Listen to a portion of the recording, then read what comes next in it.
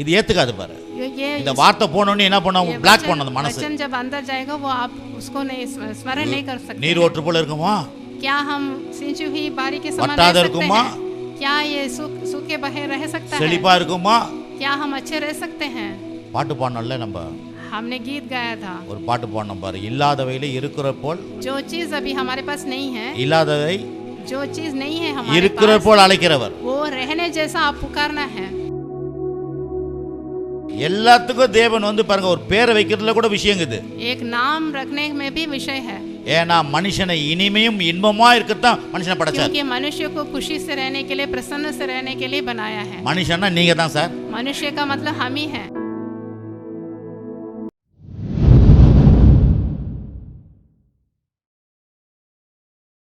உங்களால தான் இந்த உலகத்தை மாற்ற முடியும். आपकी वजह से ही संसार बदल सकता है। அப்படியே ஒரு மாறி இருக்கிறீங்க.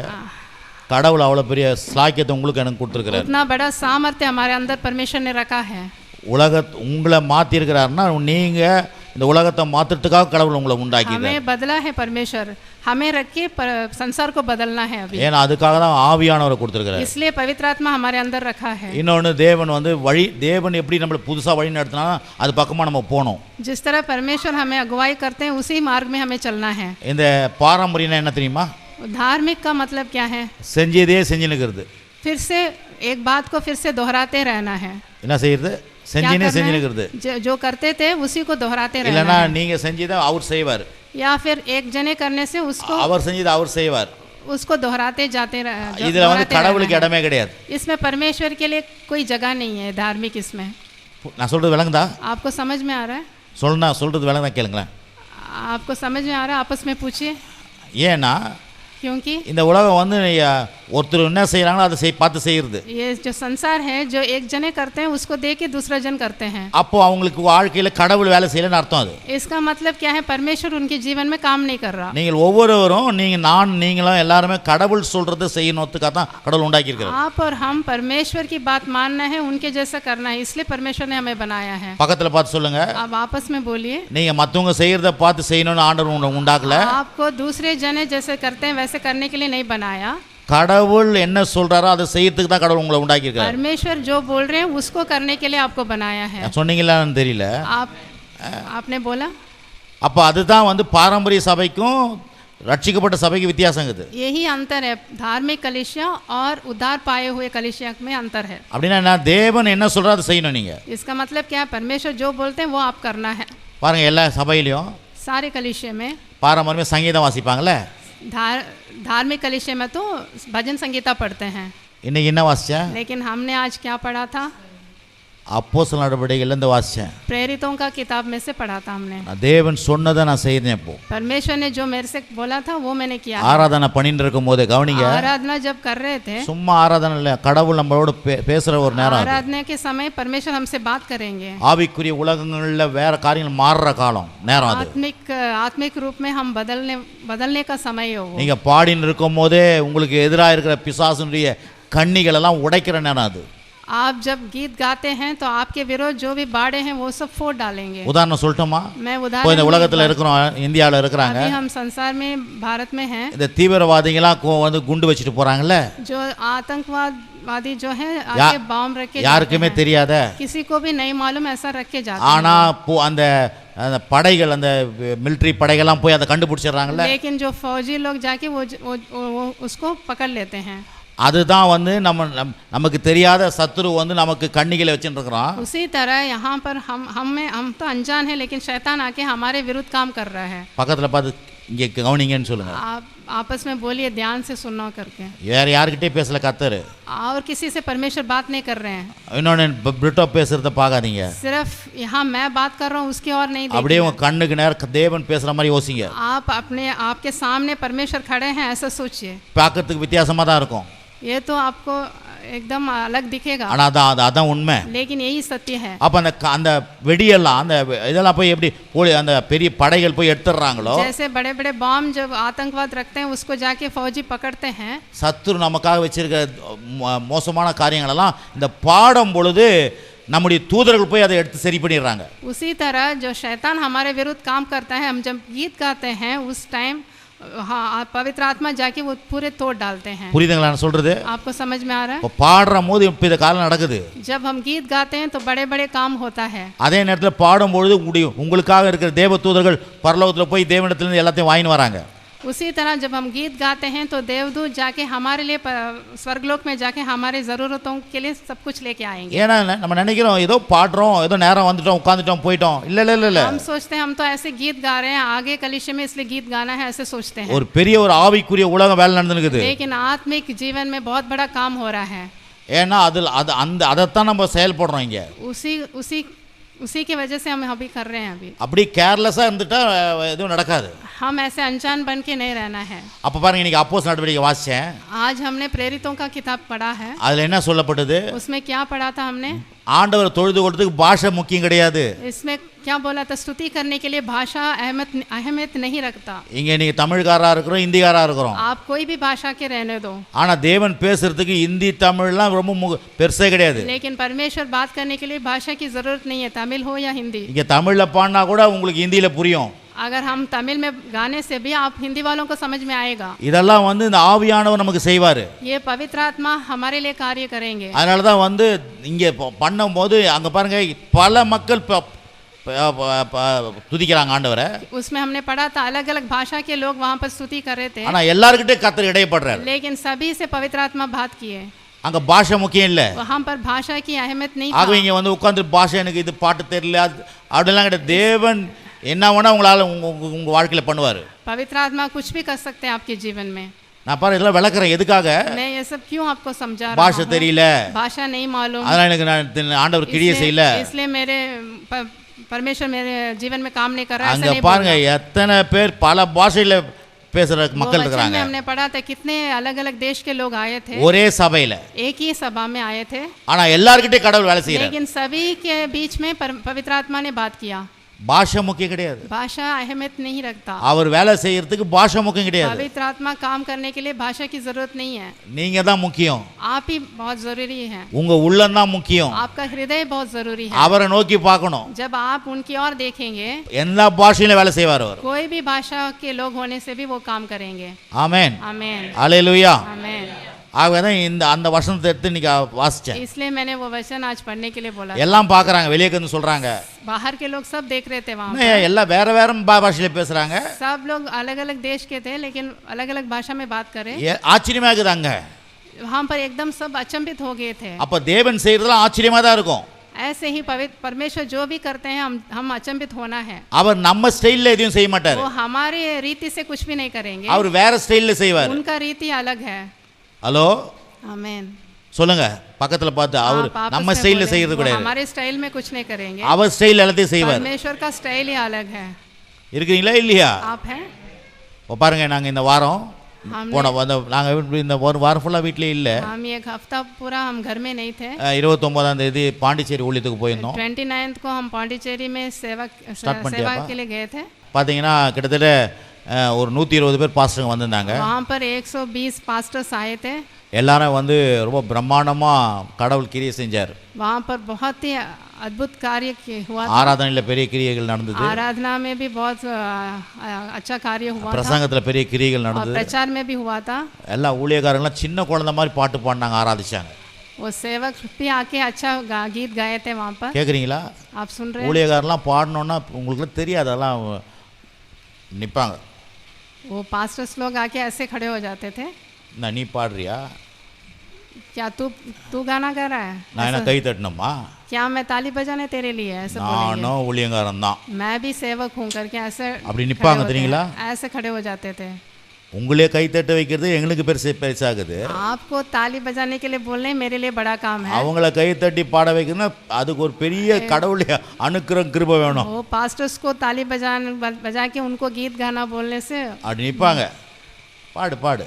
वो तो ऐसे एकदम डट खड़े हो जाते ஆனா हैं। கடவுள் ஆராதிக்க வந்தேன்னு தெரியாது அவங்களுக்கு. लेकिन उनको ये नहीं मालूम होता है कि हम परमेश्वर की आराधना के लिए आए நான் हैं। எவ்வளவு பெரிய பாஸ்டர் தெரியுமா? मैं कितना बड़ा पास्टर हूँ ऐसा सोचते हैं वो। அப்படி நின்னுப்பாங்க. ऐसे खड़े रहते हैं। ஆனா ஆண்டவர் அற்புதமான காரியத்தை लेकिन செஞ்சார். परमेश्वर ने अद्भुत कार्य किया। தேவனுடைய வல்லமை இறங்குச்சு. परमेश्वर का सामर्थ वहाँ எல்லாம் पर சின்ன आया। குழந்தைங்க மாதிரி கைகளை தட்டி सब பாடினாங்க. छोटे बच्चे की तरह सब मिलकर गाए थे, आराधिचांगे। ताली बजाए थे, आराधना करे थे। முடிஞ்ச பிறகு उसके बाद खत्म होने के बाद எல்லாம் வந்து ரொம்ப சந்தோஷமா போனாங்க. सब लोग बहुत खुशी से गए थे। என்கிட்ட வந்து பிரசங்கம் முடிஞ்ச பிறகு என்கிட்ட प्रचार வந்தாங்க. के बाद मेरे पास आए, பாஸ்டர் திரும்பி வைங்க ஆண்ட. आप फिर से ऐसे ही मीटिंग रखना करके बोले थे। சபை வந்து ஃபுல் ஏசி. वो जो कलीसिया था पूरा एसी का कलीसिया था। ஆமா, பெரிய அளவுல AC, full central AC. Central AC था वहाँ पर। அந்த இடத்துல தான் அந்த உங்க பாஸ்டர்ல கொண்டு போய் கடவுள் நிக்க வச்சு செயல்படுறாரு. वहाँ पर जाके आपके पास्टर को लेके जाके प्रचार करने के लिए நீங்க परमेश्वर भेज रहे हैं। சோட்டாவா நினைக்கிற பாஸ்டரை தான் அங்க போய் கொண்டு போய் आप तो நிறுத்துறாரு. मुझे एकदम छोटा पास्टर सोच रहे हो, लेकिन मुझे लेके உங்க बड़ा बड़ा கண்ணுக்கு काम சோட்டா कर रहे பாஸ்டர் மாதிரி தெரியுது. हैं। आपके सामने तो मैं छोटा पास्टर दिख रहा हूँ, ஆனா அந்த சோட்டா பாஸ்டரை வச்சு தான் பெருசா காரியங்களை செஞ்சுக்கிறாரு. लेकिन छोटे पास्टर को रख के परमेश्वर बड़ा बड़ा काम कर रहे हैं। எல்லா ஊர்களையும் போயிட்டு बहुत से जगह पर जाकर இந்த அதை சொல்ற மூளையில இருக்கிறவரை தான் கொண்டு போய் வச்சு செயல்படுத்துறாரு. कोने पर हूँ मैं, मुझे लेके परमेश्वर काम कर रहे हैं। ஆகவே நீங்கெல்லாம் பாக்கியவான்னு தெரிஞ்சீங்க. आप भी भाग्यवान हो।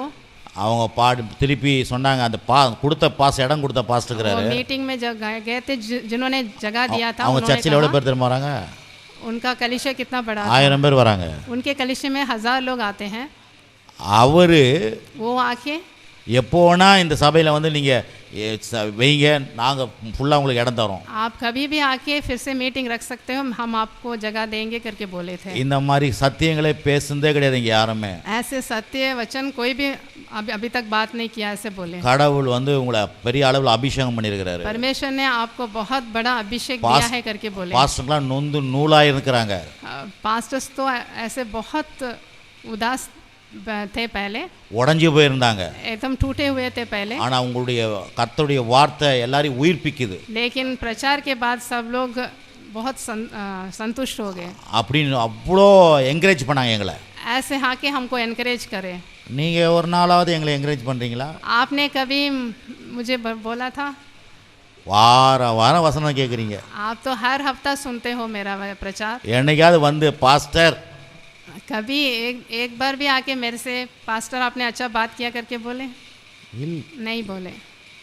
ஏன்னா உங்களுக்கு வந்து எப்படி தெரியுதுன்னா நீங்கள் வேற மாதிரி பார்க்குறீங்க. क्योंकि आप मुझे अलग से देखते हो। படா சாப்பாடை சாப்பிட்டு முழுகிட்டு ஒன்றும் தெரியாது அப்படி இருக்கிறீங்க. बड़ा खाना खा के जैसे हम चले जाते हैं वैसे எல்லாம் முடாமொழியாக இருக்கிறீங்க. சொல்லு. आप तो बड़ा खाना खा के ऐसे चले जाते हैं ना, वैसे हैं। அதனால தான் உங்களுக்கு ஒன்றும் தெரியல. आपको इसलिए उसका अहमियत नहीं मालूम होता है। அவங்களாம் வந்து கடவுள் சத்தியம் தெரியாத காஞ்சி போயிருக்கிறதுனால वो लोग तो कभी भी सत्य वचन नहीं सुने। அந்த காஞ்ச மண்ணில் தண்ணி ஊற்றினா உசுன்னு உறிஞ்சிக்கும். जैसे एक सूखा भूमि पर हम पानी जब डालेंगे तो एकदम वो चूस लेता है। நீங்கள் அப்படியே மெதமெஞ்சி இருக்கிறதுனால लेकिन आप तो एकदम हरे भरे हो, உங்களுக்கு அது லேசாக தெரியுது. इसलिए आपको इसका ये मालूम नहीं, இல்லை விலங்குலையோ என்னன்னு தெரியல, या फिर आपको समझ में नहीं आ रहा, नहीं मालूम मुझे। நல்லா இருங்க. आप तो अच्छे लोग हैं। ஆமென். आमेन। ஆகவே இதை மாதிரி இப்போ நேற்றுக்கு செங்கல்பட்டு போயிட்டு வந்தோம். कल हम चंगलपट गए थे, ஒரு உபவாச ப்ரேயருக்கு. एक उपवास का प्रार्थना था। பாஸ்டர்ஸ் ஃபேமிலியாக வந்து ஜெபம் பண்ணிக்கிறாங்க. पास्टर लोग फैमिली के साथ आके मेरे से प्रार्थना करके அது गए। விசுவாசிகளுடைய மீட்டிங் தான். वो तो विश्वासी का मीटिंग था, ஒரு 16 பாஸ்டருங்க வர வந்திருந்தாங்க. लेकिन 16 पास्टर्स आए थे। அதை நடத்துகிற சில பாஸ்டருங்களாம் வந்து ஃபேமிலி பெரிய பசங்க எல்லாமே கல்யாணம் फैमिली के ஆனவங்க, साथ आए थे। அவங்களெல்லாம் நிற்க வச்சு ஜெபம் பண்ணிக்கிறாங்க. अपने बच्चों के साथ जो शादीशुदा थे वो भी थे, आए थे। நான் இதெல்லாம் என்ன சொல்கிறேன்னா என் பெருமைக்காக சொல்றேன். मैं अपने गर्व के लिए नहीं बोल रहा हूँ, நான் சாதாரண ஆள். मैं तो साधारण मनुष्य हूँ। என்ன கடவுள் அவ்வளோ பெருசாக செய்கிறாருன்னா அவருக்கு நான் நன்றி செலுத்துறேன். लेकिन मुझे परमेश्वर मुझे रख के काम कर रहे हैं, मैं परमेश्वर के लिए धन्यवाद दे रहा हूँ। நீங்கள் சொல்லும் போது எதோ யோசிக்கிறீங்க.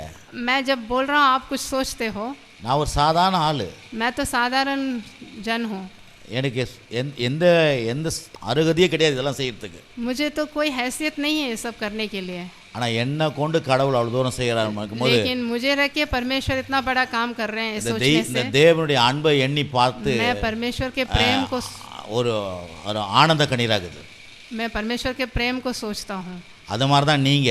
ऐसे ही आप लोग भी, நீங்க சாதாரண ஆள், आप साधारण जन ஆனா हो सकते உங்களை हो, கடவுள் ரட்சித்திருக்கிறார். लेकिन आपको परमेश्वर ने उद्धार दिया है. அதை கொஞ்சம் சிந்திச்சு டெய்லி தேவனை துதிங்க. आप ये सोच के रोज उनकी स्तुति करना.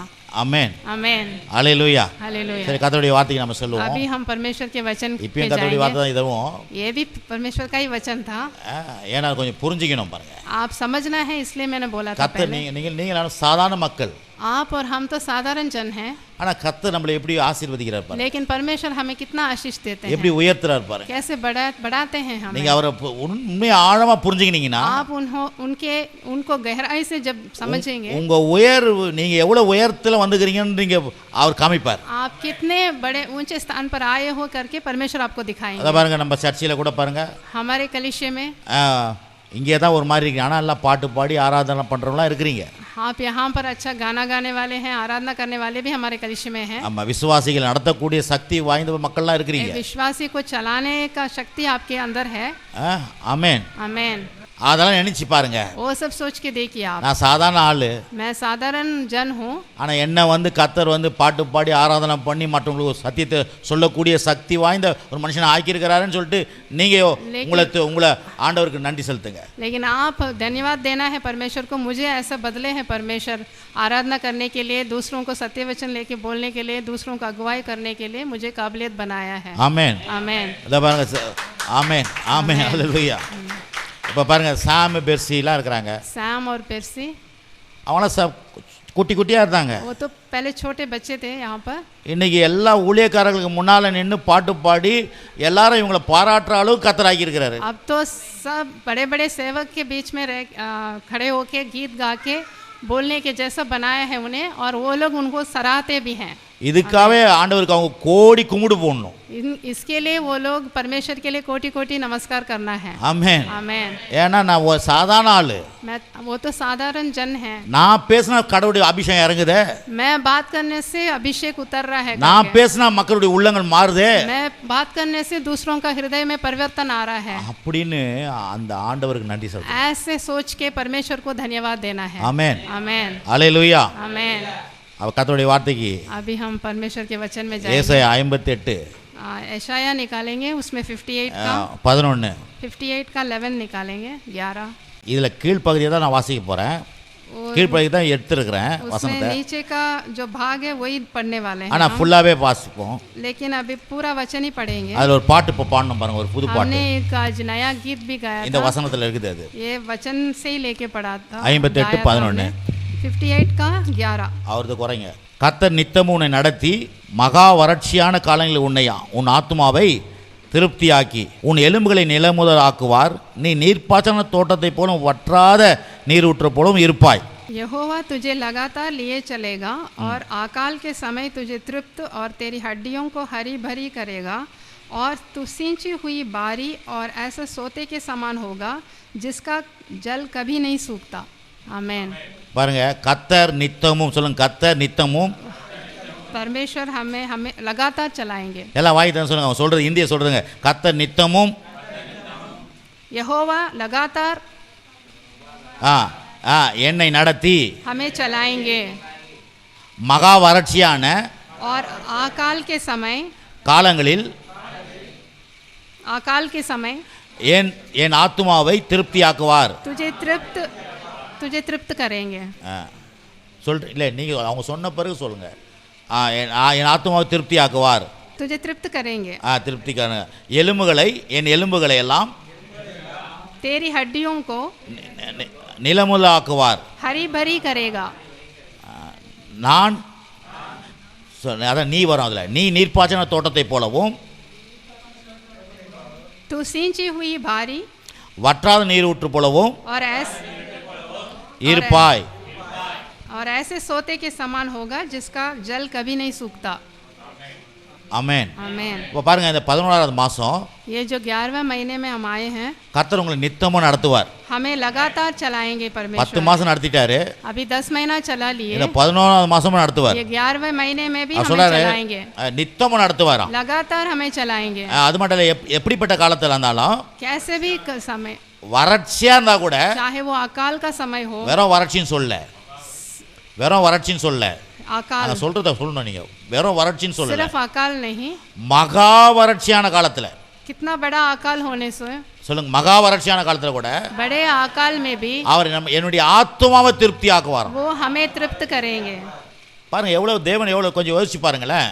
आप सोच के देखिए, ஏன்னா எல்லா பக்கமும் வறட்சியா இருந்தாலும் चाहे चारों ओर अकाल होने से भी நம்முடைய ஆத்துமாவை கர்த்தர் திருப்தி ஆக்குவார். हमारे आत्मा को तृप्त करेंगे परमेश्वर. அப்படின்னா நம்முடைய உள்ளான மனுஷன், हमारे अंदरूनी जो मनुष्य है, நம்முடைய வாழ்க்கையை हमारे जीवन को அவர் திருப்தி ஆக்குறவர். हम तृप्त करेंगे परमेश्वर. திருப்தி ஆக்குறவர் எத்தனை பேர் நம்புறீங்க அதை? कितने लोग इसमें, ஆமா, இன்னைக்கு குறைவோட இருக்கலாம், अभी आप घटाव में रहते होंगे, வருதுக்கு வருமானத்துக்கு 8-10 இருக்கலாம், आप अभी तो आप घटाव में रहते होंगे, आपकी आमदनी बस नहीं होता होगा, ஆனா தேவன் திருப்தி ஆக்குறவர். लेकिन परमेश्वर हमको तृप्त करेंगे.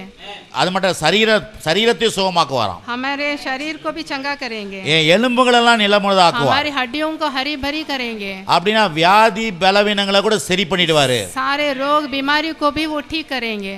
இன்னொன்னு வியாதியே இல்லாத ஆக்க போறார். हमें बीमारी के बगैर हमें कराएंगे.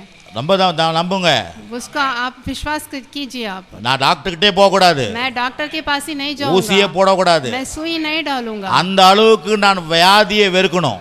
उस तरह आप घृणा करना है. ஏன் அவர் சொல்றாரு, உன் எலும்பெல்லாம் நிலமுத ஆக்குவார். आपकी हड्डियों को हरी भरी बनाऊंगा करके परमेश्वर बोल रहे हैं. அப்படின்னா என்ன அர்த்தம்? इसका मतलब क्या है? நீங்க ஸ்ட்ராங் மேனா இருப்பீங்க. आप तो एकदम सामर्थ्य சொல்லுங்க, நாங்க शक्तिशाली ஸ்ட்ராங் बनने மேனா वाले, இருப்போம். आप शक्तिशाली बनने वाले हो. அயன் மேன்றாங்க பாருங்க, आप एकदम लोहे के जैसा बनने वाले हो. சொல்லுங்க அயன் மேன். आयरन मैन बनने वाले हो. ஒன்னியாவது कुछ भी नहीं होगा आपको, ஏன்னா கர்த்தர் அப்படி ஆக்குறார். क्योंकि परमेश्वर आपको ऐसा बनाने वाले हैं. ரொம்ப பலவீனங்க, मैं तो बलहीन हूँ, கடவுள் அயன் மேன் ஆக்குவார். लेकिन आपको तो एकदम बलवान बनाने वाले हैं, ஸ்ட்ராங்கா இருப்பீங்க, शक्तिशाली बनाने वाले हैं. அதுக்கப்புறம் சொல்றாரு பாரு, அப்பதான் நீர்ப்பாய்ச்சல் தோட்டத்தை போலும் வற்றாத நீரூற்று போல இருப்பாய். तू सिंची हुई बारी के समान होगा और ऐसा सोते के समान होगा जिसका जल कभी नहीं सूखेगा. அப்படின்னா என்ன அர்த்தம்? इसका मतलब क्या है? எப்பா நீங்க நல்ல செழிப்பா இருப்பீங்கன்றார். आप समृद्धि में जिएंगे. உங்க பாருங்க, ஒரு தோட்டம் சொல்லும்போது जब बगीचा जब बोलते हैं, அது ஒரு மனுஷனை குறிக்குது. वो तो एक मनुष्य के बारे में बोल रहा மனுஷனை है, குறிக்குது. एक मनुष्य के बारे में बोल ஒரு रहा है. தோட்டம் சொல்லும்போது जब एक बगीचा या बारी அது बोलते குடும்பத்தை हैं, குறிக்குது. वो एक परिवार के बारे में बोल रहा है. ஒரு தோட்டம் சொல்லும்போது जब एक बगीचा बोलते हैं, ஒரு நிறுவனத்தை குறிக்கிறது. அப்படின்னா ஒரு ஃபேக்டரியை குறிக்குது, ஒரு நிறுவனத்தை குறிக்குது. एक कंपनी के बारे में या फिर एक कार्यालय के बारे में वो बोलता है. அந்த தோட்டம் சொல்லும்போது, जब बगीचा बोलते हैं, திருப்பி தோட்டம் சொல்லும்போது फिर से बगीचा बोलने के ஒரு टाइम சபையை குறிக்குது. एक कलीसिया को भी बोलता है. சும்மா வெறும் ஒரே காரியத்தை பார்க்க கூடாதுல. सिर्फ एक ही तरह से हम नहीं देखना है. தோட்டம் சொல்லும்போது एक बगीचा बोलने மனிதனை से குறிக்குது, ஒரு மனுஷனை குறிக்குது. मनुष्य को भी बोलता है. தோட்டம் சொல்லும்போது குடும்பத்தை குறிக்குது. बगीचा जब बोलते हैं एक परिवार को बोलता है. தோட்டம் நீ உடனே தோட்டத்தை சொல்றாரு பாரு கர்த்தர். बगीचा या बारी बोलने से आप तो एक गार्डन को बोल रहे हैं. தம்பி உன்னதான் சொல்லுது, தோட்டம்னா நீ தான் தோட்டம்.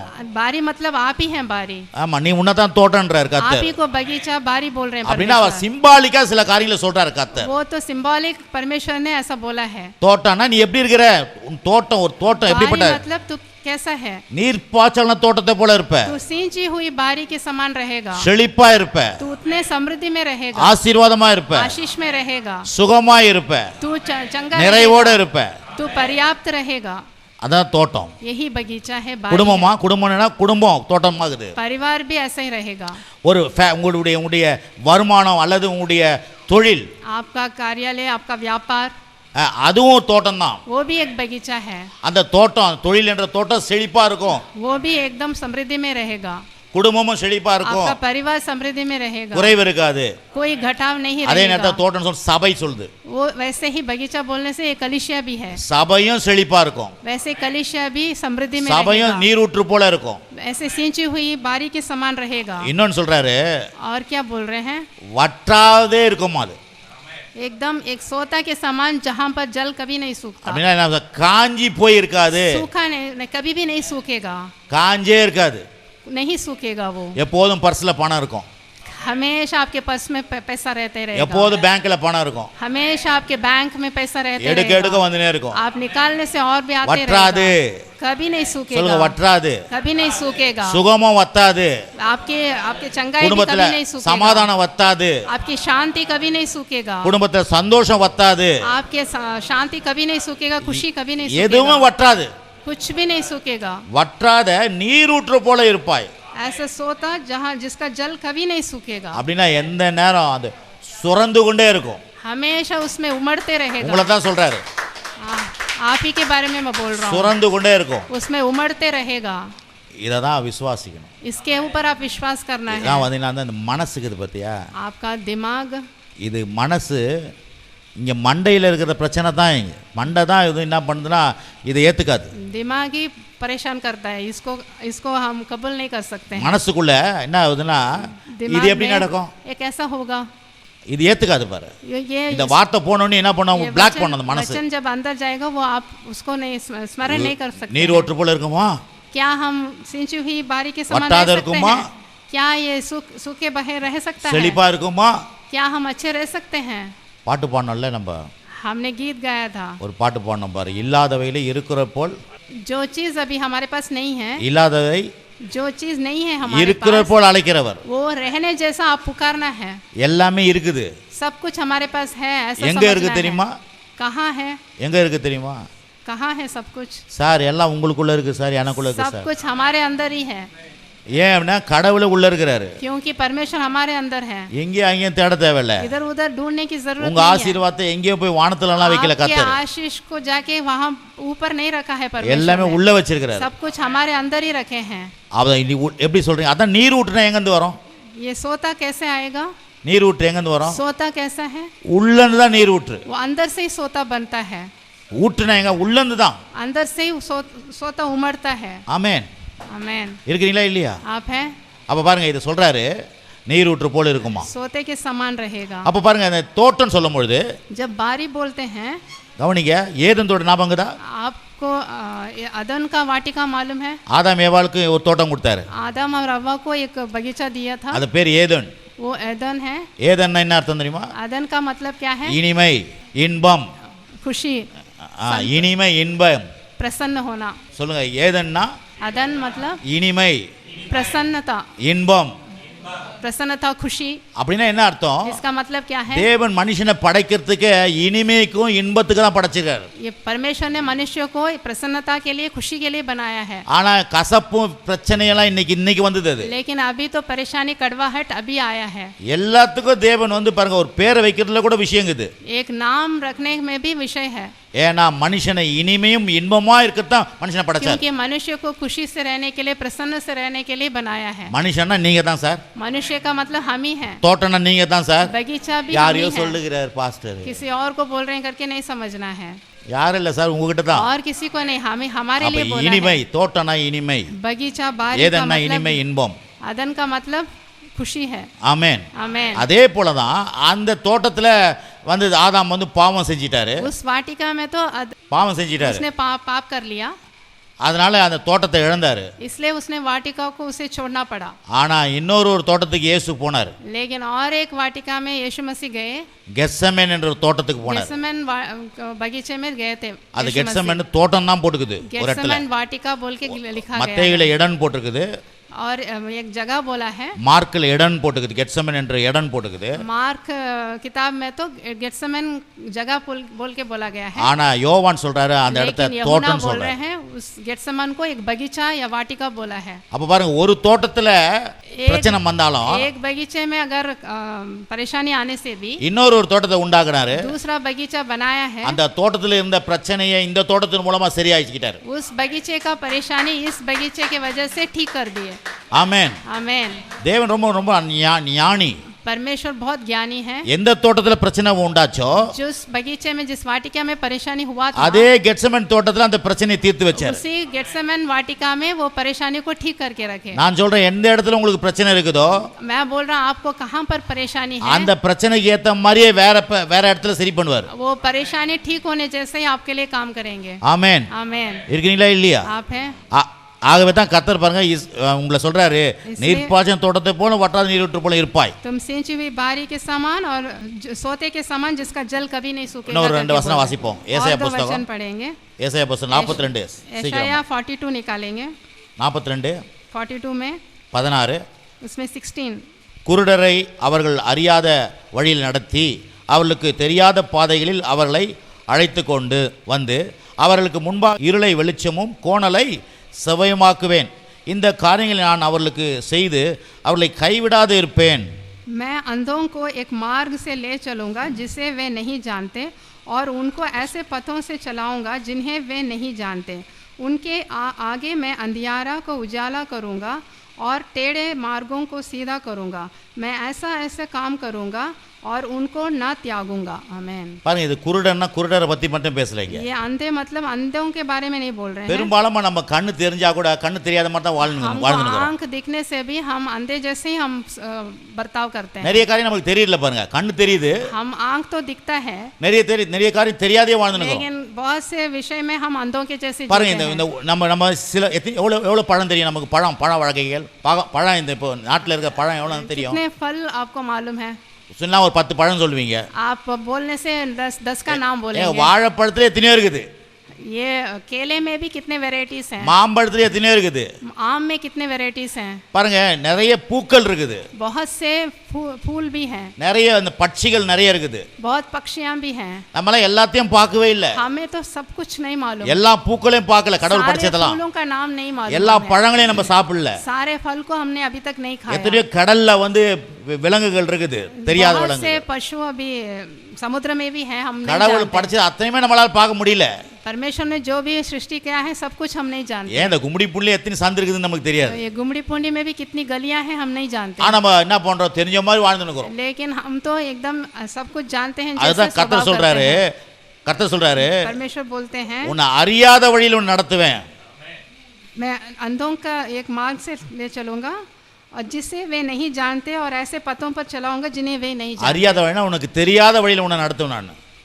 तुझे ऐसे पथों पर चलाऊंगा जिन्हें तू नहीं जानता। கர்த்தர்கிட்ட அப்படிதான் நடந்துக்கணும் நீங்க. तू அப்படி परमेश्वर से இருக்கணும். ஆண்டவரே எனக்கு தெரியலன்னு கொஞ்சம் சொல்லித்தாங்க. आप परमेश्वर से ऐसे बोलना है, मैं कुछ भी नहीं जानता, आप मुझे सिखाइए। இல்லனா அவர் சொல்றதை கேட்கணும். नहीं तो आप जो परमेश्वर बोलते हैं वो कान खोल के सुनना है। அப்ப பாருங்க, அறியாத வழியில் நடத்துவாராம். आप अनजान रास्ते पर तुम्हें चलाऊंगा, அவர்களுக்கு தெரியாத பாதையில் நடத்துவார். तू ऐसे पथों पर चलाऊंगा जो तू नहीं जानता। எத்தனை பேருக்கு இந்த மாதிரிலாம் ஆசைப்படுறீங்க? कितने लोग इस पर आप इच्छुक हैं? ஏங்க தெரிஞ்சதையே செஞ்சு நிக்கிறதுல என்னங்க இருக்கு? जिसको हम जानते हैं उसी को ही दोहराने से क्या है? அது எதுல இன்ட்ரெஸ்ட் இருக்குமா? क्या उसमें कुछ इंटरेस्ट रहता है? ஒரு தெரிஞ்சதே செஞ்சு நின்றீங்கன்னா என்ன அர்த்தம்? போர் அடிக்காது? जानते हो उसी काम को दोहराते रहने से இருக்கீங்களா उसमें இல்ல? क्या इंटरेस्ट है? அப்பனா என்னன்னா நம்ம கத்துக்கலன்னு அர்த்தம், கத்துக்க வேணான்றோம். मतलब क्या है, आप और नहीं सीखना चाहते हो, கத்துக்கிறதுக்கு மனசு இல்ல, आपको सीखने के लिए इच्छा नहीं है, கத்துக்கிறதுக்கு பிடிக்கல, आपको सीखने की कोई इच्छा नहीं ஆனா தேவன் என்ன பண்றாரு, लेकिन परमेश्वर क्या बोलता உன்னை है, அறியாத வழியிலும் நடத்தி அவர்களுக்கு தெரியாத பாதையில நான் காட்டுவேன். मैं तुझे ऐसे पथों पर चलाऊंगा तुझे जो तू नहीं जानता, அவளை அழைத்து கொண்டு வருவேனா. मैं तुझे लेके आऊंगा। எத்தனை பேருக்கு விளங்குதுன்னு தெரியல நான் சொல்றது. ये समझ में आ रहा है? ஆமென். பாருங்க பிரதர், தேவன் வந்து நம்மளை புது காரியம் நமக்கு செய்வார். परमेश्वर हमें नया कार्य करेंगे हमारे लिए। நம்முடைய மனசு தான் இப்ப தடையா இருக்குது. सिर्फ हमारा दिमाग ही इसमें अड़चन है। நம்ம கூட பாருங்க, ஒரு ரூட்டு போறதுன்னா ஒரே ரூட்ல போய் நிப்போம் பாருங்க.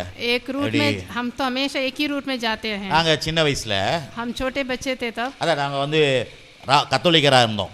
जब हम कैथोलिक सभा में जाते थे, அப்போ வருஷம் இந்த வேளாங்கண்ணி கோயிலுக்கு போறேன், எங்க அப்பா ஆயிஷன் போவார். हर साल वेलांगनी जाते थे। எத்தனை பேர் கேக்குறீங்க சார்? कितने लोग सुन रहे हैं? சொல்றேன் இப்போ, ஏன்னா இந்த வழியெல்லாம் பத்தி சொல்றேன். क्योंकि ये मार्ग के बारे में வேளாங்கண்ணி கோயிலுக்கு போவோம். हम हर साल वेलांगनी जाते थे। அப்போ போனா நாங்க ஃபேமிலியா போவோம். நான் எங்க ஒரு 15-20 பேர் 30 பேர் கூட சேர்ந்து போவோம். 4 குடும்பமா परिवार एक साथ जाते थे, 20-30 लोग। அங்க ஒரு 3 நாள் தங்குவோம்ல, 3 நாள் 4 நாள் தங்குவோம். 3 दिन ठहरते थे वहां पर। எங்க அப்பா பீரியட்ல போறப்போ हम हमारे पिता के साथ जाते थे। அங்கெல்லாம் அந்த 10 ரூபாய் வீடு 5 ரூபாய், ஒரு நாளைக்கு 10 ரூபாய்னா பெரிய விஷயம். அது அப்போ एक दिन के लिए 10 रुपया घर मिलता था। அந்த மாதிரி இந்த குடிசை வீட்டுகள்ல போய் தங்குவோம். वैसे एक झोंपड़ी सा घर था, वहां पर एक दिन के लिए 10 रुपये के लिए हम ठहरते थे। வெறும் ஓலையில அடைச்ச பாத்ரூம் மட்டும் இருக்கும். सिर्फ एक झोंपड़ी जैसा था। டாய்லெட்டுக்குலாம் எங்கனா ஓடணும். सिर्फ अंदर बाथरूम रहता था, टॉयलेट के लिए बाहर जाना पड़ता அந்த था। மாதிரி தங்கி நின்றோம் பாருங்க. वैसे जाके हम ठहरते थे वहाँ। இதுதான் வருஷம் வருஷம் நடக்கும். ये हर साल हम जाते थे। ஏன்னா அறியாத காரியத்தை பேசுறேன் சொல்றேன்.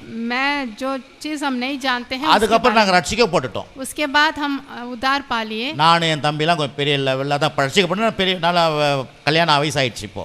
मैं और मेरे भाई उद्धार पा लिए और बड़े जवान भी हो गए। ஆனா இப்போ வேளாங்கண்ணி கோயிலுக்கு அந்த ஃபெஸ்டிவலுக்கு நாங்க போல. लेकिन हम वेलांगनी वहाँ नहीं गए थे। ஆனா இப்போ ஃபெஸ்டிவல் நேரத்துல எதுக்கு போறாங்க நாங்க? लेकिन ஃபேமிலியா போல நாங்க வாலிபர்லாம் போறோம். हम त्योहार के समय वेलांगनी नहीं गए थे, हम सब जवान बच्चे सब मिलके அங்க போய் வரவங்களுக்கு எல்லாருக்கும் ட்ராக்ஸ் இயேசுவை பத்தி அறிவிக்கிறதுக்காக போவோம். वहाँ जाके हम यीशु मसीह के बारे में हम सुसमाचार सुनाने के लिए वहाँ गए थे। அப்போ அதே மாதிரி போறப்போ वहाँ जाने के टाइम முதல் வருஷம் என்ன பண்ணிட்டேன், पहले साल जब அந்த मैं மாதிரி गया था, குடிசை மாதிரி இடத்துல போய் இடம் பிடிச்சிட்டோம். वहाँ झोंपड़ी जैसा घर में जाके हम वहाँ ले लिए थे घर, वहाँ போயிட்டு வந்துட்டோம். वहाँ जाके आगे ரெண்டாவது வருஷம் दूसरे साल भी ஒரு அறிவு வந்துச்சு. दूसरे साल मुझे थोड़ा दिमाग ரெண்டாவது வருஷம் प्रकाश आया போகிறப்போ था। நிறைய பேர் ஆக்ஷன் போனோம். அப்பயும் லேடிஸ்லாம் கொஞ்சம் ஆக்ஷன் போனோம். ஏன்னா அங்கே வந்து 7 நாள் ஃபெஸ்டிவல் நடக்கும். 7 दिन का त्योहार था वहाँ पर, லட்சக்கணக்கான மக்கள் கூடுவாங்க. लाखों लोग आते थे वहाँ पर। எல்லாருக்கும் இயேசுவை பற்றி மெகாஃபோன்லேயும் பேசுவோம், வந்து இந்த ட்ராக்ஸும் கொடுப்போம். वहाँ जाके यीशु मसीह का सुसमाचार ट्रैक्स भी देते थे और बोलते भी थे हम। அப்போல்லாம் நாங்கள் பிரதர் நாங்களாம் வந்து பாஸ்டர் கிடையாது பிரதர், तब हम पास्टर नहीं थे, உங்களை மாதிரி வேலை செஞ்சவங்க தான் நாங்களாம். आपके जैसे हम भी काम पे जाते थे। வேலைக்கு செஞ்சு ஒரு வாரம் லீவு போட்டுருவோம். एक हफ्ता में छुट्टी डाल के जाता था மோசஸ் वहाँ கொஞ்சம் पर। எழுதுறீங்க கவனிங்க. आप ध्यान दीजिए, விசுவாசியா இருக்கும் போது தான் मैं विश्वासी था तब। மாசம் ஆனால் ஒரு மாதம் ஒரு நாள் லீவு போட்டு கிராமங்களுக்கு ஊழியத்துக்கு போவோம். महीने में एक दिन छुट्टी डाल के मैं गांव के सेवकाई में चले जाता था। பாஸ்டர்லாம் எங்களை ஆக்ஷன் பண்ணது கிடையாது. मुझे पास्टर लेके नहीं சாம் जाते थे, பாஸ்டர் பாப்பா உன்னை கிராம ஊழியத்துக்கு அனுப்புறேன் அப்படின்னுலாம் சொல்ல. कोई भी पास्टर मुझे लेके नहीं जाते थे।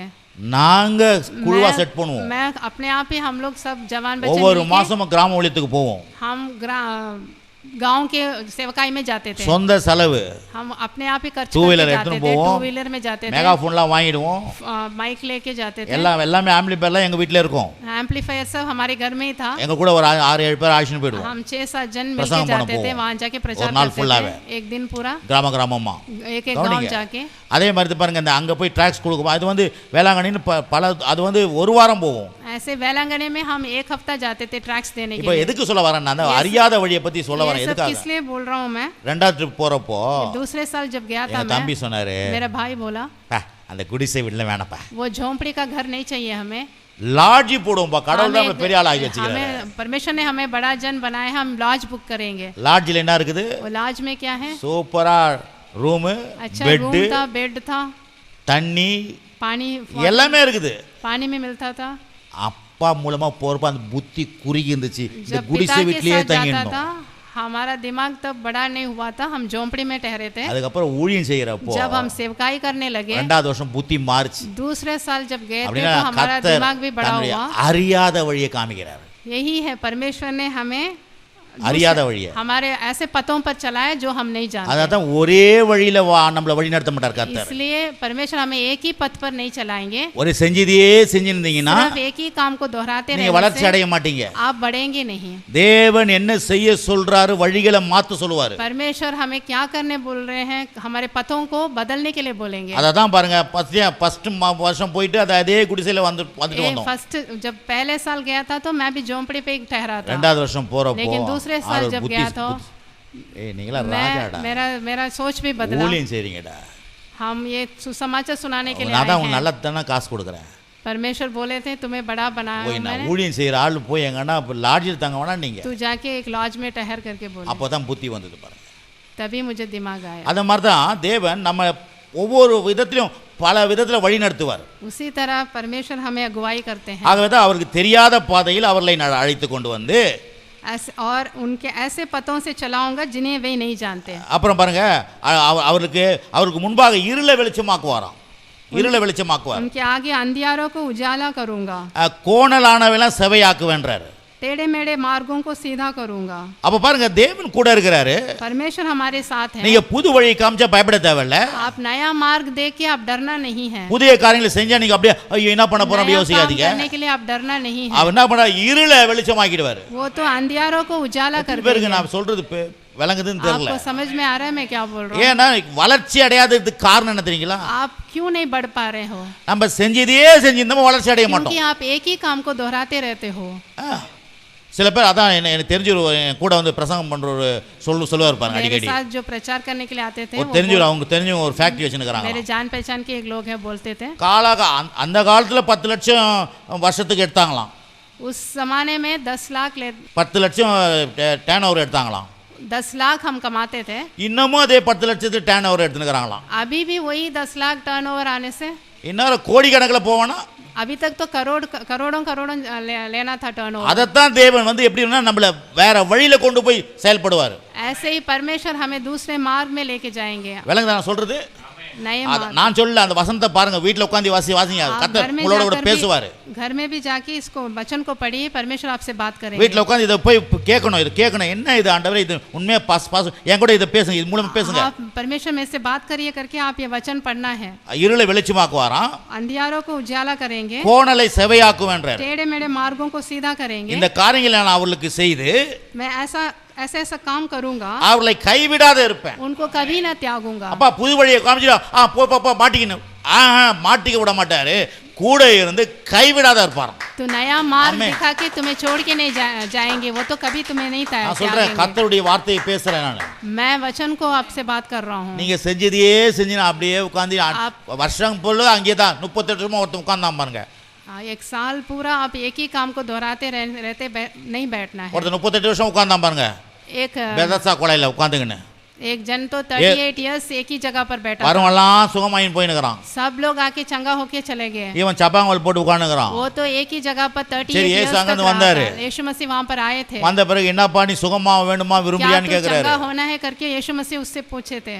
இவன் கதலாம் சொல்லுகிறான். ये तो कहानी बोल रहा था। ஆண்டவரே எனக்கு சொந்தக்காரி இல்ல அதான் தெரியுமாடா कोई रिश्तेदार नहीं है करके वो बोल रहा था। எனக்கு சொந்தக்காரி இல்ல ஆண்டவரே कोई रिश्तेदार नहीं है யாரும் வழி நடத்த மாட்டறாங்க ஆண்டவரே कोई अगुवाई யாரும் नहीं कर எனக்கு रहे தூக்க மாட்டறாங்க कोई भी ஆண்டவரே मुझे नहीं उठा யாரும் रहे எனக்கு சுகமாக்க மாட்டறாங்க कोई ஆண்டவரே मुझे चंगा नहीं कर தூக்கின்னு போறதுக்கு ஆள் இல்ல ஆண்டவரே मुझे उठा के लेके जाने இவனும் के அப்படிதான் लिए நினைச்சான் போல कोई இயேசு नहीं है। தூக்கின்னு போய் விடுவாருன்னு நினைச்சான் போல ये भी वैसे ही सोचा शायद यीशु मसीह मुझे उठा के जाएंगे करके। இயேசு தூக்கின்னு போய் அந்த குளத்துல விடுறதுக்கு இல்ல यीशु मसीह उसको उठा के तालाब में लेके जाने के लिए नहीं। குளத்துல இல்ல சுகம் वो तालाब में चंगाई नहीं है। குளத்துல இல்ல அற்புதம் तालाब में कोई अद्भुत कार्य नहीं है। இயேசுக்குள்ள இருக்குது அற்புதம். यीशु मसीह के अंदर है अद्भुत அந்த कार्य। இயேசு உங்களுக்குள்ள இருக்கிறாரு. वो यीशु मसीह हमारे अंदर है। அவர் சொல்றாரு वो यीशु मसीह बोल रहे हैं எழுந்துறான்றார். तू उठ खड़ा हो जा करके बोल रहे हैं। டபக்கு நினைச்சான் பாருங்க. वो एकदम उठ के खड़ा हो गया। எல்லாம் பார்க்கறாங்க. सब लोग आश्चर्य से எல்லாரும் சுகமான பிறகு सब लोग चंगा होने के बाद அங்க நனைஞ்சிருந்தா வீட்டுக்கு போவாங்க. वो तो गीले कपड़े में गए थे ஏன்னா எல்லாம் குளத்துல இறங்கின பிறகு சுகமாவாங்க. क्योंकि तालाब में उतर कर ही वो लोग चंगा हुए। இவன் நனையாதே வீட்டுக்கு போனான் பாருங்க. गीला ही नहीं हुआ एकदम चंगा हो गया वो। அதாங்க புது வழி. यही है नया पथ। அதான் கர்த்தர் புது வழி பண்ணுவார். यही नया मार्ग है। புது வாசல்களை திறப்பாரு. नया मार्ग नया அற்புதங்களை செய்வாரு. अद्भुत कार्य करेंगे। தேவனுக்கு பல வழி இருக்குது சார். परमेश्वर के लिए बहुत से मार्ग हैं। அவர் வழி வாசலை உண்டாக்குறதுல கிளடி அவரு. वो तो नया मार्ग नया मोड़ दिखाएंगे आपको। இருக்கீங்களா இல்லையா? आप हैं ஒரே மாதிரி வாழ்ந்திருந்தீங்கன்னா தேவன் உங்களுக்குள்ள வாழ்க்கையில தேவனுக்கு நீங்க இடமே கொடுக்கல. एक ही पथ पर जाते रहने से इसका मतलब है आप परमेश्वर के लिए जगह नहीं दे रहे हो। आमेन आमेन அல்லேலூயா. आमेन। ஆண்டவர்கிட்ட கேளுங்க. आप परमेश्वर से पूछिए அற்புதமான காரியங்களை செய்வார். अद्भुत कार्य आपके நான் जीवन பாருங்க में இப்ப होगा। கேட்டேன் பாருங்க ஆண்டவர் சங்கீதம் வாசிக்கிறதா டேய் அப்போஸ் ரெண்டாடிங்க வாசிடா அப்படினாரு. मैं परमेश्वर से पूछा भजन संगीता पढ़ना है துணிஞ்சு வாசிச்சேன் பாருங்க. எந்த சபையிலும் சங்கீதம் வாசிக்க அப்போஸ் நடபடி வாசிக்க மாட்டாங்க. कोई भी कलीसिया में भजन संगीता ही पढ़ेंगे। ஏன்னா அவர்ட்ட சொல்ல புது வழியை நான் காம்பண்டா. वो परमेश्वर ने मुझे नया मार्ग दिखाया। मैं உனக்கு தெரியாதது நான் இருளை வெளிச்சமாக்க வேண்டாம். मैं अंधियारों को उजाले में करूंगा। உனக்கு கோணெல்லாம் செவையாக்க வேண்டாம். सारे टेढ़े मेढ़े मार्गों को ठीक करूंगा। என்ன இருக்கீங்களா இல்லையா? आप हैं போயிட்டீங்களா? आप हैं கர்த்தருக்கு ஸ்தோத்திரம். परमेश्वर के लिए स्तुति कीजिए। ஆண்டவர் அற்புதமானவருங்க. वो तो बहुत अद्भुत परमेश्वर हैं। திருப்பி சொல்றேன் फिर से बोल रहा हूँ मैं கவனிங்க. आप ध्यान दीजिए இன்னும் கொஞ்சம் வாசிப்போம். और இன்னும் ஒரு வசனத்தை வாசிப்போம். और एक वचन पढ़ेंगे। எரேமியா புஸ்தகம் 17:8. यिर्मयाह में 17:8 சீக்கிரமா. 17 में 8. எரேமியா 17:8. ஷதராமாகதுரா பக்கரா. அவன் ஆ, ஆ. தண்ணீரண்டையிலே ஆ. நாட்டப்பட்டதும் அவன் தண்ணீர் அண்டையிலே நாட்டப்பட்டவனும் கால்வாய் ஓரமாக கால்வாய் ஓரமாய் தன் வேர்களை விடுகிறதும் தன் வேர்களை விடுகிறதும் உஷ்ணம் வருகிறதை காணாமல் உஷ்ண வருகிறதை காணாமல் இலை பச்சையாய் இருக்கிறதும் இலை பச்சையா இருக்கிறதும் மழை தாட்சியாயுமான மழை தாட்சியான வருஷத்திலும் வருத்தமின்றி தப்பாமல் கனி கொடுக்கிறதுமான மரத்தை போல் இருப்பான். यिर्मयाह में 17 में 8 पढ़ेंगे. वह उस वृक्ष के समान होगा जो नदी के किनारे पर लगा हो और उसकी जड़ जल के पास फैली हो, और जब धूप होगी तब उसको न लगेगी. उसके पत्ते हरे रहेंगे और सूखे वर्ष में भी उनके विषय में कुछ चिंता न होगी, क्योंकि वह तब भी फलता रहेगा. आमेन. விளங்குச்சுங்களா? आपको समझ में आया? இங்க என்ன சொல்ற? அவன்னா யாரு? நீங்க தான். वह बोलने से आप ही हैं, आपके बारे में बोला है. 7ஆம் வசனத்துல அது சொல்லப்பட்டிருக்குது. 7वें वचन में है, கர்த்தர் மேல் நம்பிக்கையாக இருக்கிற மனுஷன் எப்படி இருப்பானா? धन्य है वह पुरुष जो यहोवा पर भरोसा रखता है. அவர் என்ன வேற வழியில நடத்துவாரு. वो कैसे भी मार्ग से मुझे चलाएंगे. எனக்கு தெரியாத வழியில் நடத்துவாரு. मेरे अनजान रास्ते में भी मुझे चलाएंगे. எனக்கு புரியாத வழியில் நடத்துவாரு. जो मुझे समझ में नहीं आता उस रास्ते में அப்படி भी நான் அவரை मुझे நம்புறேன். ऐसे आप भरोसा करना है. அவன் தண்ணீரில் நாட்டப்பட்ட கால்வாய் மாதிரி இருப்பான். वो वृक्ष के समान होगा जो नदी के किनारे पर लगा है. ஓரமாய் வேர் விடுகிற மனுஷனா இருப்பான். वो उसकी जड़ जल के पास फैली हो. உஷ்ண வராத இருப்பான். உஷ்ண வரத காணாமல் இருப்பான். उसके ऊपर धूप नहीं लगेगी. அப்படினா எந்த சூழ்நிலையும் அவனை தாக்காது. कैसे भी परिस्थिति में भी वो अच्छा रहेगा. பச்சையா இருப்பானா. वो हरा भरा रहेगा. மழையே இல்லனா கூட अगर वो सूखा रहने से भी தப்பாமல் கனி கொடுப்பானா. வருத்தமின்றி தப்பாமல் கனி கொடுப்பான். वो चिंता के बगैर फलता रहेगा. அப்படினா என்ன அர்த்தம்? इसका मतलब क्या है? உங்களுக்கு इनकम இல்லனா கூட கடவுள் பாறையில மாத்துவார். आपको आमदनी नहीं रहने से भी आपके मार्ग को बदलेंगे. அட மழையே இல்ல, अगर बारिश नहीं है, வேலையே இல்ல, काम नहीं है, சம்பளமே இல்ல, आमदनी नहीं है, நீங்க பச்சை பச்சையா தான் இருப்பீங்க. फिर भी आप हरा भरा வழி வாசல திறப்பாரு. आपके लिए नया मार्ग खोलेंगे. பாருங்க, இதெல்லாம் வாசிக்கிறதா கொஞ்சம் லேஸ் கிடையாது. ये सब आप पढ़ना है बहुत ध्यान से. எதுவுமே இல்லனா கூட कुछ भी नहीं होने से भी காரியங்கள் விசேஷமா நடக்கும். आपके लिए अच्छा कार्य होगा. ஆமென். आमेन. ஹalleluya. हालेलुया. இந்த மாசத்துல ருசிங்க. इस महीने में आप इसका स्वाद लीजिए. ஏனா தேவன் என்ன கர்த்தரை நம்புகிறவன். आप परमेश्वर पर भरोसा கர்த்தர் மேல் நம்பிக்கை வைத்து கர்த்தரை நம்புகிறவன் जो परमेश्वर पर भरोसा रखता है वो वैसे ही रहेगा. கடைசியா புதிய ஏற்பாடு போவோம் சீக்கிரமா. अभी नए नियम में लेंगे. ஏனா இதெல்லாம் எங்க இருக்குதுன்றது நான் காமிக்கிறேன். नया नियम में புதிய ஏற்பாடு 4ஆம் அதிகாரம். யோஹன்னா 4 में 4ஆம் அதிகாரம். புதிய ஏற்பாடு யோவான் 4ஆம் அதிகாரம். யோஹன்னா 4 में 14ஆம் வசனம் கடைசி வசனம். उसमें 14 நான் கொடுக்கும் தண்ணீரை குடிக்கிறவனுக்கு ஒரு காலம் தாகம் உண்டாகாது. நான் அவனுக்கு கொடுக்கும் தண்ணீர் அவனுக்குள்ளே நித்திய ஜீவகாலமாய் ஊறுகிற நீரூட்டாக இருக்கும் என்றார். परंतु जो कोई उस जल में से पिएगा जो मैं उसे दूंगा वह फिर अनंत काल तक प्यासा न होगा, वरन जो जल मैं उसे दूंगा वह उसमें से एक सोता बन जाएगा जो अनंत जीवन के लिए उमड़ता रहेगा. आमेन. இது என்ன சம்பவங்க? ये क्या है? ஒரு பெண்ணு வந்து 5 புருஷனை கல்யாணம் பண்ணிட்டா. एक स्त्री 5 विवाह कर ली. வாழ்க்கை சரியா ஆவல. उसका जीवन ठीक नहीं था. 6வது புருஷனை வெச்சி பார்த்து வாழ்றா. एक छठा एक पुरुष के साथ जी रही थी. அந்த நேரத்துல இயேசு சந்திக்க வராரு. उस समय यीशु मसीह उसके என்ன पास சொல்றாரு? வேற வந்து திருமண வாழ்க்கை மட்டும் பேசல. सिर्फ मैं ये विवाह के जीवन के बारे में नहीं बोल रहा हूं. வாழ்க்கை நல்லா ஆவறதுக்கு वो आपका जीवन अच्छा रहने के लिए அவ தெரிஞ்ச வழியில செஞ்சிருக்கா. वो जो कुछ भी वो जानती थी वो उस मार्ग पे चलती जा रही थी. பாருங்க, எங்க அப்பா என்ன பண்ணுவாரு? मेरे पिता क्या कर रहे थे? கொஞ்சம் காசு இல்லனா अगर पैसा हाथ में नहीं रहने சோஃபா இப்படி மாத்துவார். सोफा को उधर से इधर कर देते थे. பீரோவை அந்த பக்கம் போடுவார். बीरो को यहाँ से वहाँ कर देते थे. ஏன்னா ராசி பார்க்கறாரா. क्योंकि वो वास्तु के प्रकार करते थे. சில நேரத்துல என்ன பண்ணுவார் தெரியுமா? कभी कभार அந்த டீப்பா தூக்கி இப்படி போடுவார். அடுத்த மாசம் निकाल के अगले महीना उस तरफ डालते हैं. ராசி பாப்பாராம். वो वास्तु के प्रकार डालते हैं. அது மட்டும் இல்ல, இன்னொரு 5 பிள்ளைங்க அவருக்கு. उनको 5 बच्चे हैं. இந்த காலையில வெளிய போறப்போ सुबह बाहर जाने के टाइम என்கிட்ட கையில காசு கொடுப்பாரு. मेरे हाथ में पैसा देते थे. கொடுத்து என் கையில வாங்குவார். दे के फिर वापस ले लेते हैं, ஏன்னா போயிட்டு வந்தா நிறைய காசு கிடைக்குமா, क्योंकि जाके आने के टाइम और भी पैसा मिलेगा कर। இந்த ஒரு மாசம் என்கிட்ட கொடுத்து பார்ப்பாரு, एक महीना मेरे हाथ में देते थे, ரெண்டாவது மாசம் என் தங்கச்சி கிட்ட கொடுத்து பார்ப்பாரு, दूसरा महीना मेरे बहन के पास देते மூணாவது थे, மாசம் இன்னொரு தம்பி கிட்ட கொடுத்து பார்ப்பாரு. तीसरा महीना ஏங்க, और मेरे भाई के நான் पास சொல்றது हाथ கேக்குறீங்களா में இல்லையா? पैसा देते थे। வாழ்க்கையை பத்தி பேசுறேன், मैं जो बोल रहा हूँ बहुत मुख्य, बहुत ही अहमियत है। அதெல்லாம் உங்களுக்கு சிரிப்பா இருக்கலாம், अभी तो आपको हंसी இந்த மாதிரி आएगी, மக்கள்லாம் இருக்கிறாங்க இந்த लेकिन உலகத்துல. ऐसे भी लोग संसार में अभी भी அந்த हैं। மாதிரி இந்த பொண்ணு இந்த புருஷனை மாத்தி பாக்குறா, அந்த புருஷனை மாத்தி பாக்குறா. वैसे ही ये स्त्री एक विवाह करी, दूसरा विवाह करी, ஆமா, வாழ்க்கை சரியாவல. उसका जीवन फिर भी ठीक नहीं हुआ। ஆறாவதும் கல்யாணமே பண்ணாத சும்மா வச்சு பாக்குறான்.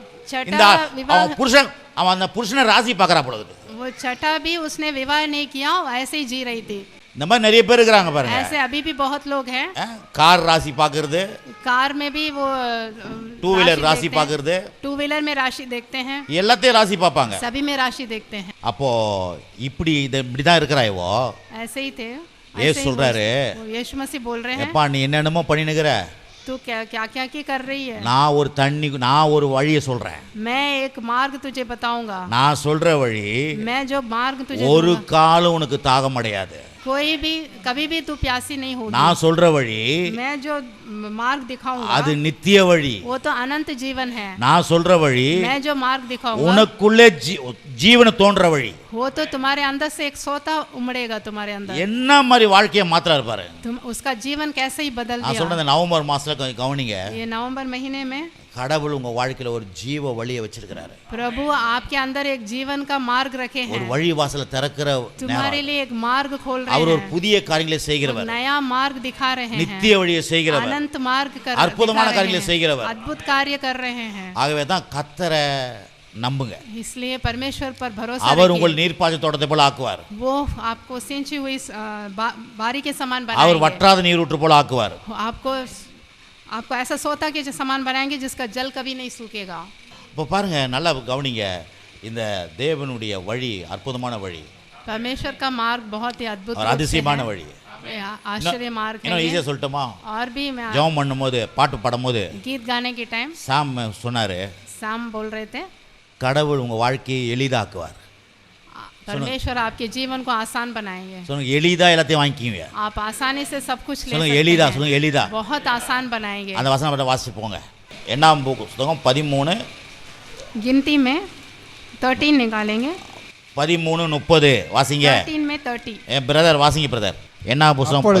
அப்பொழுது காலேப் மோசேக்கு முன்பாக ஜனங்களை அமர்த்தி நாம் உடனே போய் அதை சுதந்தரித்துக் கொள்வோம், நாம் அதை எளிதாய் ஜெயித்துக் கொள்ளலாம் என்றான். வாசிங்க சிஸ்டர். पर कालेब ने मूसा के सामने प्रजा के लोगों को चुप कराने के विचार में कहा, हम अभी चढ़कर उस देश को अपना कर ले, क्योंकि निस्संदेह हमसे ऐसा करने की शक्ति है। பாருங்க, சொல்லுங்க, உடனே போய், हम अभी तुरंत जाकर எளிதாய், बहुत ही आसानी எளிதாய் ஜெயித்துக் கொள்ளலாம், बहुत आसानी से उस पर चढ़ेंगे, எளிதா காரியங்களை செய்வார் கர்த்தர் உங்களுக்கு. निस्संदेह हम ऐसा करेंगे, எளிதா செய்யும் நடக்கும். निस्संदेह உங்க வாழ்க்கை எளிதா மாறும். बहुत आसानी से आपका जीवन கடினமான வாழ்க்கை கிடையாது, கர்த்தர் அப்படி கொடுக்கல. कठिन रूप से आप नहीं जीना है, எல்லா கடினத்தையும் சிலுவையில பண்ணிட்டாரு. सारे कठिनता को क्रूस में मारा गया, உங்களுக்கு எளிதா காரியங்கள் நடக்கும். आपको आसानी से काम होगा, சொல்லுங்க, வாயத்தான் சொல்லுங்க, எளிதா காரியம் நடக்கும், आपको आसानी से काम எளிதாய் ஜெயித்துக் கொள்ளலாம். சொல்லுங்க, निस्संदेह हम ऐसा करेंगे, அப்படி சொல்லினே போங்க, எளிதாய் ஜெயித்துக் கொள்ளலாம். हम निस्संदेह हम विजय पाएंगे। ஜெபம் பண்ணலாமா? अभी हम प्रार्थना करेंगे, ஜெயித்துக் கொள்ளலாம். இப்ப ஜெபம் பண்ணலாம். अभी हम प्रार्थना करेंगे। ஸ்தோத்திரம். அவர் கோணல சேவையாக்குவார், सारे टेढ़े मेढ़े रास्ते को सीधा करेंगे, இருளை வெளிச்சமாக்குவார், सारे अंधियारों को उजाला करेंगे, தெரியாத வழியில உங்களை சிறப்பா நடத்துவார், हमें जो अनजान रास्ते पर हमें अच्छा से புதிய चलाएंगे, வழிகளை திறப்பார். हमारे लिए नया मार्ग खोलेंगे, நான் சொல்றேன், எளிதாய் நீங்க பெற்றுக்கொள்வீங்க, हम आसानी से सब प्राप्त करेंगे, எளிதாய் ஜெயித்துக் கொள்ளலாம். हम आसानी से विजय प्राप्त சொல்லுங்க, करेंगे। நாம் போய், எல்லாரும் சேர்ந்து நாம் போய் मैं जाके எளிதாய் சுதந்திரத்துக் கொள்ளலாம். आसानी से सब प्राप्त करूंगा। ஆமென். கரங்களை தட்டி கர்த்தரை आप மகிமைப்படுத்துங்க. ताली बजाकर उनकी महिमा कीजिए। எல்லா கரங்களை உயர்த்தி கர்த்தரை ஸ்தோத்திரம் பண்ணுவோம். हाथ ஹalleluya. उठाकर उनकी महिमा कीजिए। ஸ்தோத்திரம். கர்த்தருடைய வார்த்தை உள்ள போயிருக்குது. प्रभु का वचन आपके अंदर गया है, நீங்க நீர்ப்பாசன தோட்டத்தை போல வற்றாத நீரூற்று போல இருப்பீங்க. आप सिंची हुई बारी के समान रहेंगे, மகா வறட்சியான காலங்களோட நல்லா இருப்பீங்க. आप अकाल के समय में भी अच्छा रहेंगे, நித்தம் உங்களை நடத்துவார் கர்த்தர். लगातार आपको चलाएंगे प्रभु। ஹalleluya. आमेन।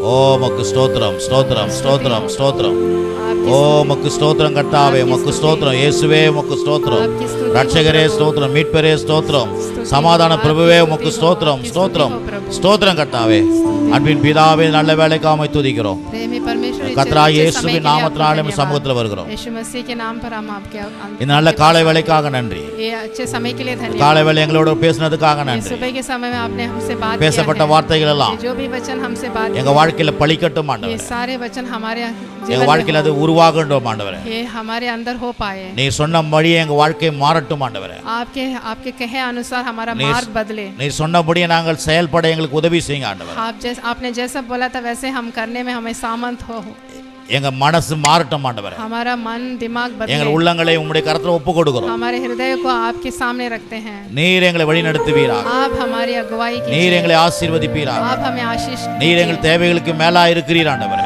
आप हमारे जरूरतों से भी ज्यादा हो। இந்த மாதம் எங்களை ஏராளமாய் தாராளமாய் நடத்துவீர் ஆண்டவரே. इस महीने में आप हमें पर्याप्त देंगे, ஆண்டவரே, ஜனங்களுக்குள்ள பெரிய வெளிச்சம் உண்டாகட்டும் ஆண்டவரே. हमारे अंदर बहुत बड़ा प्रकाश आ पाए, எல்லாவித இருள் மாறட்டும் ஆண்டவரே. सारे अंधियारा भाग जाए, குறைகள் மாறட்டும் ஆண்டவரே. सारे घटाव நிறைவு भाग உண்டாகட்டும் जाए, ஆண்டவரே. हमें परिपूर्णता आए प्रभु, வியாதி நீங்கட்டும் ஆண்டவரே. सारे बीमारी भाग जाए, சுகம் உண்டாகட்டும், हमें चंगाई हो, ஆரோக்கியம் உண்டாகட்டும், आरोग्य हो प्रभु, வீட்டுல சமாதானம் உண்டாகட்டும், घर में शांति हो, சந்தோஷம் உண்டாகட்டும் ஆண்டவரே. खुशी हो प्रभु, ஆசீர்வதிப்பீராக. हमें आशीष ரத்தத்தை दीजिए प्रभु। தெளிக்கிறேன். आपके लहू को छिड़का रहे, எல்லா சத்துருடைய ஆவிகளை கடிந்து கொள்கிறோம் இயேசுவின் सारे நாமத்தில். शत्रुओं के काम को हम எல்லா दूर பிசாசின் करते हैं। கிரியைகளை இயேசுவின் நாமத்தில் துரத்துகிறோம். सारे शैतान के कार्यों को हम भगाते हैं यीशु के नाम से। பரிசுத்த ஆவியான ஒவ்வொரு வீட்டிலே வேலை செய்யட்டும் ஆண்டவரே. पवित्र आत्मा एक के घर में भी आप काम कीजिए, உம்முடைய தூதர்கள் வேலை செய்வார்களாக. और देवदूत हमारे घर में काम करें, ஒவ்வொருவரையும் ஆசீர்வதிங்க. एक को भी आप आशीष यीशु दीजिए के नाम में यीशु के नाम से। ஆமென். आमेन। நம்முடைய கர்த்தராகிய இயேசு கிறிஸ்துவின் கிருபையும் பிதாவாகிய தேவனுடைய அன்பும் பரிசுத்த ஆவியின் ஐக்கியமும் சமாதானமும் இன்றைக்கும் சதாகாலம் நம்மோடு கூட இருப்பதாக. ஆமென்.